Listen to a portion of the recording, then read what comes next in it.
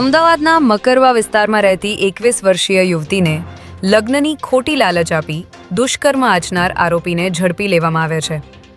આરોપી વિજય બાવરવા ભોગ બનનાર યુવતીના મોટા ભાઈનો મિત્ર હતો, જેથી તેની યુવતીના ઘરે અવરજવર વધારે હોવાથી બંને વચ્ચે પ્રેમ સંબંધ બંધાયો હતો. ત્યારે લગ્નના વાયદાઓ આપ્યા બાદ આરોપી વિજયે યુવતી પર અવારનવાર દુષ્કર્મ આચર્યું હતું. જે બાદ લગ્ન કરવાની ના પાડતા ભોગ બનનાર યુવતીએ આ અંગે સરખેજ પોલીસ સ્ટેશનમાં ફરિયાદ નોંધાવી હતી.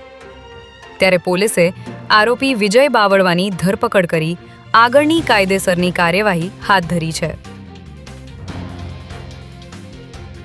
અમદાવાદના વાણિક ચોકમાં સતત બીજી વખત એક જ મોડસ ઓપરેન્ડીથી દાગીનાની ચોરી થયાની ઘટના સામે આવી છે, જેમાં રસ્તા પર ચાલતા જતા એક જ્વેલરીના વેપારીની નજર ચૂકવી પાછળથી આવેલા બે શખ્સોએ તેની પીઠ પર ભરાવેલી બેગની ચેન ખોલી નાખી હતી.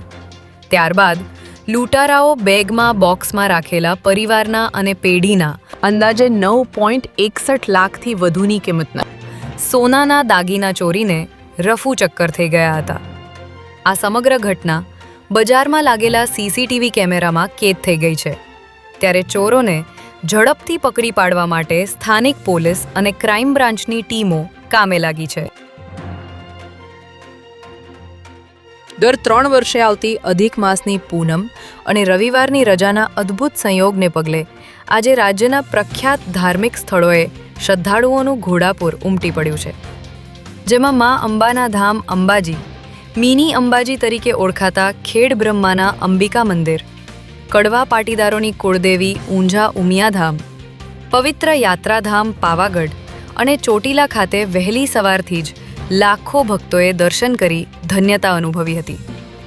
આ તમામ મંદિરોમાં વહેલી સવારે યોજાયેલી મંગળા આરતીમાં મોટી સંખ્યામાં માઈ ભક્તો જોડાયા હતા.